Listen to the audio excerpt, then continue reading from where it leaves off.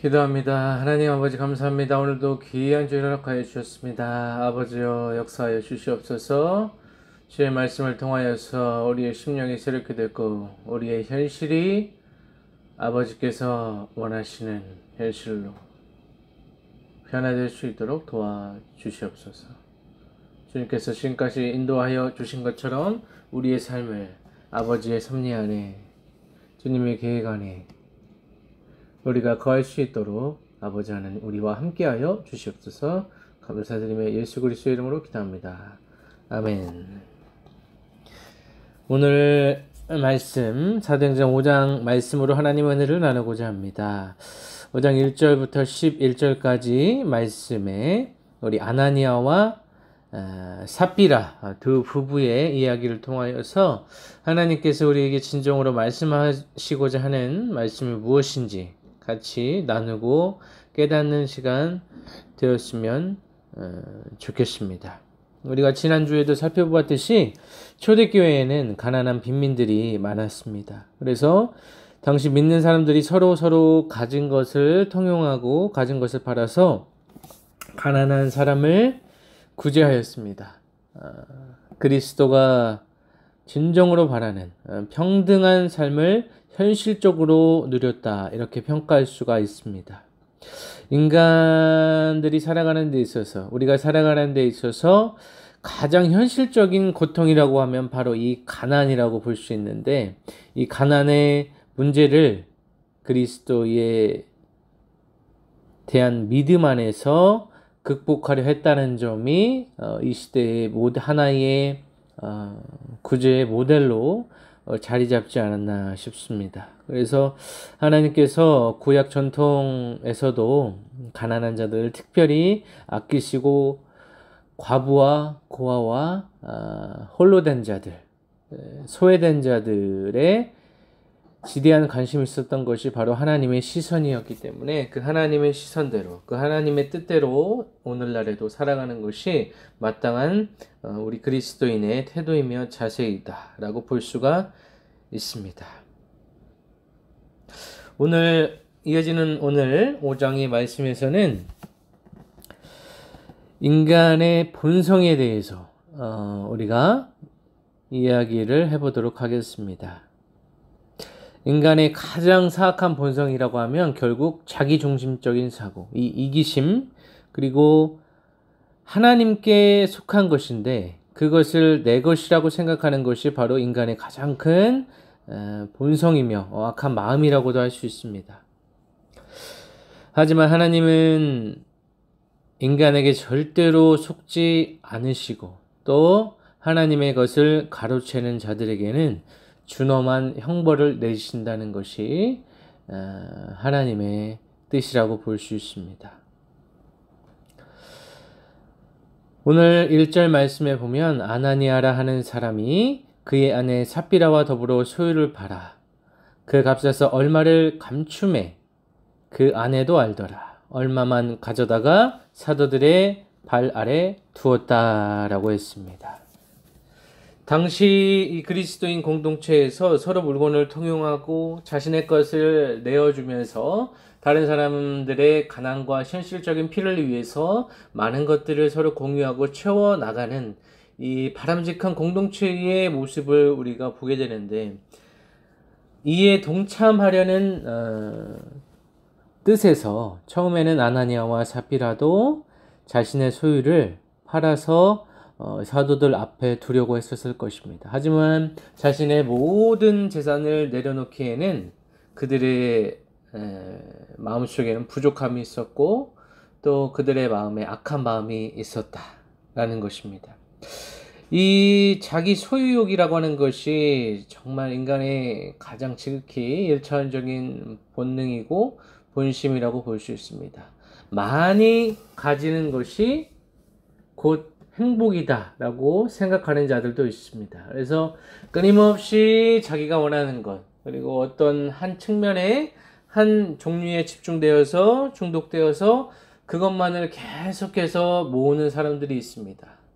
그것이 신발이 될 수도 있고 시계가 될 수 있고 자신이 좋아하는 어떤 운동 기구가 될 수가 있고, 옷이 될 수가 있고, 자동차가 될 수 있고, 이 수많은 품목 중에 하나가 자신의 마음에 들어와서 이제 그것이 자신의 삶의 주인이 되어서 그것만을 붙들고 살아가는, 또 그것들을 바라보면서 자신의 만족을 추구하고 느끼며 살아가는 자들이 많다라는 것입니다. 오늘 본문에서도 선한 마음으로 자신의 것을 다 내려놓기를 원하는 이 자들이 그 값에서 얼마를 감췄다고 했습니다. 이 감췄다는 것은 결국 하나님을 속이고 사도들을 속이고 사람들을 속이고 그렇게 속이면서 자신들의 위신은 높이고 자신들의 명예를 드높이려는 헛된 마음이 그들 부부 마음속에 자리 잡았다라는 것이죠. 그래서 감추어서 일부분만 사도들 앞에 두었다 했습니다. 베드로는 성령 충만한 자였죠. 당시에 예수님을 부인하고 3번씩이나 절대적으로 부인하면서까지 예수님을 저주하였지만 성령을 체험하고 다시 한번 이 베드로뿐만 아니라 성령을 체험한 모든 예수님의 지자들이 이제 영적인 세계로 이 현실 세계를 살아가고 있는데 그들 앞에서 이제 베드로가 그들의 행태를 보고 부부의 행태를 보고 아나니아야 어찌하여 사단이 내 마음에 가득하여 내가 성령을 속이고 땅값 얼마를 감췄느냐라고 했습니다. 베드로는 그들의 본심을 알았습니다. 그들의 마음을 꿰뚫어 보고 하나님의 능력으로 그들의 마음을 꿰뚫어 볼 수 있었다라는 것이죠.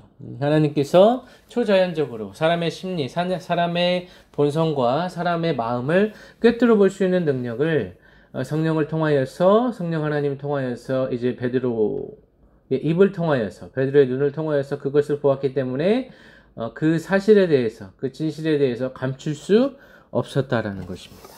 그래서 그 마음에 오늘 본문의 말씀 보면은 사단이 가득했다라고 했습니다. 이 사단은 곧 자기중심적이고 예수님을 부인하고 하나님을 부인하여서 자기 뜻대로 하나님으로부터 떨어져 나간 자들이라고 볼 수 있습니다. 그래서 우상숭배로 하나님을 저버리고 자신의 마음속에 자신만이 있고 또 모든 소유가 자신의 것이라고 생각하는 자들이 사단의 마음을 가졌다라고 볼 수 있습니다. 사실은 우리가 누리고 우리가 살아가고 있는 이 세상은 모두 하나님의 것이기 때문에 잠깐 우리가 왔다가 청지기와 같이 잠깐 이 세상에서 하나님께서 부여해 주신 그 생명과 그 시간을 잠깐 쓰다가 결국 하나님께로 돌아가는 것이 우리네 인생이기 때문에 이러한 청지기 정신으로 살아가야 된다는 것이 그리스도인들의 기본적인 자세라고 볼 수 있습니다. 하지만은 우리의 눈이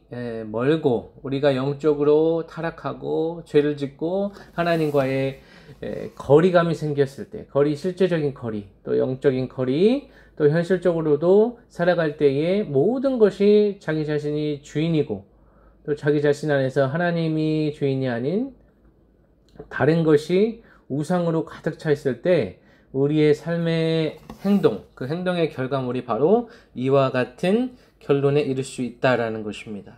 아나니아와 삽비라도 이 그리스도 공동체 안에서 처음에는 선한 마음으로 이러한 일을 했을 것입니다. 하지만 결론적으로는 마지막에 가서는 그들의 마음에 사단의 마음이 가득하여서 악한 마음으로 이제 하나님을 속이고 성령을 속였다. 이렇게 베드로가 영안이 열려서 그것을 꿰뚫어 보고 말씀하셨다라는 것이죠. 그래서 4절 말씀 보면 땅이 그들에 있을 때에는 내 땅이 아니며 판후에도 내 마음대로 할 수가 없더냐. 어찌하여 이를 내 마음에 두었느냐. 사람에게 거짓 말한 것이 아니요 하나님께로다 라고 했습니다. 그래서 아나니아와 삽비라가 자신들이 원하는 만큼 자신들의 분량에 맞는 소위 기부라고 하면 그리스도 공동체를 위하여서 내놓은 것이 그 양 자체가 자신들이 감추지 않을 만한 다 내어줘도 자신의 소유도 갖고 또 일부분은 가난한 이들을 위하여서 그리스도 공동체를 위하여서 사용할 수도 있었을 텐데 그들은 겉으로는 자신들의 위신과 이 허세 그리고 이 악한 마음을 통하여서 다 드렸다고 했지만 결국에는 감추는 모습을 보이게 되었습니다. 그래서 이 거짓말이라고 하는 것, 이 거짓이라고 하는 것이 순간의 위기를 모면할 수 있지만 결국에는 이것들이 다 드러나게 되어 있습니다. 하나님 앞에서 낱낱이 다 드러나서 하나님의 심판을 받을 것들이 바로 이 거짓된 우상이고 또 이 거짓된 마음이라고 볼 수가 있다라는 것입니다. 그때 아나니아가 이 말을 듣고 엎드려져 혼이 떠나니 이 일을 듣는 사람이 다 크게 두려워하더라. 젊은 사람들이 일어나 시신을 싸서 메고 나가 장사하니라 라고 했습니다. 그래서 하나님의 앞에서 하나님을 기만하고 속였다는 이 사실을 통하여서 이런 죄악을 통하여서 아나니아의 혼이 떠나가게 되는 일을 목도하게 되고 또 그 당시의 사람들도 이 일을 통하여서 하나님에 대한 두려움과 하나님 앞에서 진실된 마음을 또 가지게 되었다는 것입니다. 이 오늘 본문은 사실 많은 논쟁이 있을 수밖에 없습니다. 하나님의 뜻을 우리가 정확히는 알 수 없지만 소위 우리가 하나님 앞에서 거짓말을 했다고 해서 그 사람이 죽을 정도의 그 거짓말의 그 죄악에 해당되느냐 이것에 대한 논쟁이 있습니다. 하지만 하나님 앞에서 이 사람이 한 사람의 목숨이 죽고 사는 것의 문제는 결국 하나님께 달린 것이고 이 오늘의 이 내러티브 이 이야기를 통하여서 우리가 더욱더 깊이 생각해야 될 바가 있다라는 것입니다. 7절에 계속해서 보게 되면 3시간쯤 지나 그의 아내가 그 일어난 일을 알지 못하고 들어오니 베드로가 이르되 그 땅 판값이 이것뿐이냐 내게 말하라 하니 이르되 예 이것뿐이라 하더라. 부부는 일심동체라는 말이 있는데 이 악한 마음도 같은 마음이었던 것 같아요. 그래서 아나니아와 삽비라가 같은 마음을 품고 또 베드로 앞에서 거짓을 고하게 되죠. 그래서 9절 말씀 보면 베드로가 이르되 너희가 어찌 함께 꿰어서 주의 영을 시험하려 하느냐. 같은 마음을 품고 왜 하나님을 왜 성령을 시험하고 이 거짓을 고하느냐라는 말씀이죠. 내 남편을 장사하고 오는 사람들의 발이 문 앞에 이르렀으니 또 너를 메어 가리라 하니 곧 그가 베드로의 발 앞에 엎드려져 혼이 떠나는지라. 젊은 사람들이 들어와 죽은 것을 보고 메어다가 그 남편 곁에 장사하니 온 교회와 이 일을 듣는 사람들이 다 크게 두려워하니라 라고 오늘의 본문의 말씀이 맞춰주고 있습니다. 이들이 혼은 떠났지만 또 어찌 생각해보면 이들의 영은 하나님께서 품어주셨을 것입니다. 왜 이러한 일이 발생했느냐는 정확히 우리 인간의 관점으로 우리 이성적인 시각으로는 볼 수 없지만 당시 이 두 사람의 죽음이 이 본문에서는 중요한 것이 아니라 또 그렇다고 해서 사람의 목숨을 경홀히 여기는 것은 아닙니다. 하지만 초대교회에 이 교회가 세워져 나가는 이 과정 속에 하나님께서 말씀하고자 했던 것은 하나님을 속이지 말라는 것이고 하나님 앞에서 이 죄악이 얼마나 무서운가 우리가 하루하루 짓고 있는 이 죄의 무게를 한번 우리가 이 시간 생각해 볼 필요가 있습니다. 우리가 거짓말을 했다고 해서 하나님께서 우리의 혼을 가져가시지는 않습니다. 우리의 목숨을 우리의 목숨을 거두어 가시지는 않지만 오늘 본문의 말씀을 통하여서 우리가 생각해 볼 것은 하나님은 무엇을 원하시는가? 하나님 앞에서 솔직하고 진실되고 있는 그대로 우리 자신의 있는 모습 그대로 하나님 앞에 나아가는 것이 중요하다라는 것입니다. 자신의 어떤 위신을 위하여서 자신의 명예를 위하여서 다른 사람 앞에서 자기 자신이 드러나기 위해서 자랑하기 위해서 다른 사람을 통제하기 위하여서 우리가 하나님 앞에 살아갈 필요가 없다라는 것입니다. 그러한 것들을 위하여서 우리가 하나님 앞에 거짓된 삶을 응가할 필요는 없다라는 것이죠. 잠시 잠깐 거짓으로 자신의 위상이 올라가고 다른 사람들에게 인정받고 그러한 행위를 통하여서 자신이 모든 것을 컨트롤할 수 있다고, 주관할 수 있다고 생각하는 것이 하나님 앞에서는 큰 교만일 수가 있다라는 것입니다. 하나님께서 원하시는 것은 진실된 마음이고, 하나님께서도 우리가 죄를 지을 수밖에 없는 연약한 존재라는 사실을 알고 계십니다. 하지만 그럼에도 불구하고 하나님께서 왜 이렇게 처음부터 이렇게 생각할 수도 있습니다. 왜 이렇게 우리 인간을 연약한 존재로 만들어서 죄를 짓게 만드시는가? 하나님이 우리를 가지고 게임하는 것은 아닌가? 우리를 가지고 시험하는 것은 아닌가라는 생각이 들 수도 있지만, 하나님은 우리에게 분명 자유의지를 주셨고, 그 죄로 인하여서 넘어지는 그 과정을 통하여서 우리에게 또 긍정적인 요소는 우리 자신을 바라볼 수 있다는 것이죠. 하나님을 알지 못하는 사람들은 자기 자신이 이 세상의 중심이고 주인이라 생각합니다. 그래서 자신이 원하는 계획을 세우고 자신이 열심히 일해서 그 성과를 보이면 다른 사람에게 인정받고, 또 내 자신도 경제적인 풍요를 누리면서 살아가면 그것이 잘된 인생이라고 생각합니다. 하지만 하나님의 시각으로 바라보았을 때는 이것은 우상숭배이고 하나님을 무시하는 처사이고, 하나님 앞에 큰 죄악이라는 사실을 우리 믿는 자들은 깨달아 알 줄로 믿습니다. 이 세상, 잠깐 지나가는 이 세상에 집중하지 마시고 영원한 하늘나라, 하늘의 관점으로 우리 인생을 살아갔으면 좋겠습니다. 순간 스쳐 지나가는 그 고통 속에서 허우적대지 마시고, 이제는 더 큰 관점으로, 우주적인 관점으로, 종말론적 관점으로 우리가 살아가야 될 줄로 믿습니다. 순간의 이익으로, 순간의 자신이 다른 사람보다 나아 보이기 위하여서 하나님 앞에 거짓된 일을 행하는 것, 다른 사람 앞에서 거짓말을 행하고 또 거짓으로 죄악을 행하는 것, 이것이 결코 그냥 지나갈 일은 아니라는 것이고, 하나님께서 원하시는 일도 아니라는 사실을 우리는 다시 한번 깨달아야 될 줄로 믿습니다. 오늘 본문의 말씀을 통하여서 우리가 다시 한번 생각해 봐야 될 것은, 결국 하나님 앞에서 우리가 거룩하고 정결하고 깨끗한 예수 그리스도의 신부로 살아가야 된다는 것입니다. 이 세상을 살아가다 보면 소위 융통성이라는 이름으로, 선의의 거짓말이라는 이름으로 진리가 거부되고, 이 진실이, 이 사실이 왜곡되고, 힘 있는 자들, 말을 앞세우는 자들, 자신의 명예를 위하여서 속이는 자들로, 그런 사람들 위주로 흘러가는 것처럼 보이지만 결국 그 진리는 분명히 예수 그리스도의 빛을 통하여서, 그분의 이 진리의 말씀을 통하여서 명명백백하게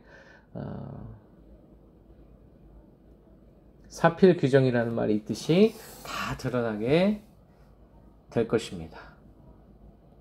이 진리의 말씀은 변하지 않습니다.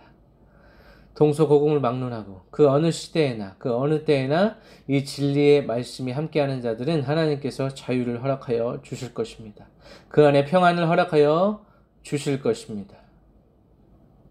하지만 비진리로 살아가는 자들, 우상숭배로 살아가는 자들, 자신의 죄악이 무엇인지 모르고 살아가는 자들, 자기 중심적으로 살아가는 자들은 결국 그 언젠가 한계가 드러나며 또 하나님의 그 선하신 뜻 앞에 굴복하게 될 것이고 수치를 당하게 될 것입니다. 우리도 살아가다 보면 수많은 죄악 가운데 죄를 짓고 넘어지고 다시 일어나고 또 죄를 짓고 넘어지고 다시 일어나는 그 과정이 우리의 인생이라고 볼 수 있습니다. 하지만 그 과정 속에서 우리는 깨달아야 될 것이, 하나님께서 죄를 정말로 싫어하시고 우리가 죄 가운데 살지 않고 주의 말씀, 이 진리의 말씀 가운데 자유롭게 살아가기를 원하신다는 것입니다. 내 마음대로 살아가는 것이 자유가 아니고 하나님의 말씀을 지키며 그분의 말씀에 순종하며 살아가는 그때에 하늘의 은혜와 또 하늘의 그 풍성한 그 진리의 말씀으로 인한 이 평안이 우리 마음속에 심령에 임하게 될 것입니다. 세상에 줄 수 없는 평안과 그 기쁨 속에서 우리는 살아갈 수 있습니다. 그 어떤 것도 우리의 삶을, 우리의 인생을 만족시킬 수는 없다라는 사실을 우리가 분명히 오늘의 말씀을 통하여서 우리의 인생의 그 수많은 시간을 통하여서 우리는 알고 있습니다. 하지만 우리는 망각의 동물이라 시시때때로 그것을 잊고 우리의 뜻대로 우리가 하고 싶은 대로 우리의 인생을 살아갑니다. 이 시간 주님 앞에 온전히 회개하며 이제는 다시는 그 죄악의 길로 가지 않고 주님을 속이지 않고 사람을 속이지 않고 진실로 또 진리로 살아가는 우리 믿음의 공동체 되기를 예수 그리스도의 이름으로 간절히 축원합니다. 기도하겠습니다. 아버지여, 부족한 적이 말씀을 전했습니다. 이 땅을 살아갈 때에 우리가 거짓을 구할 때가 있습니다. 주님 앞에, 사람 앞에 이 거짓으로 일관할 때가 있습니다. 아버지여, 우리의 부족한 육체를 용서하여 주시옵소서.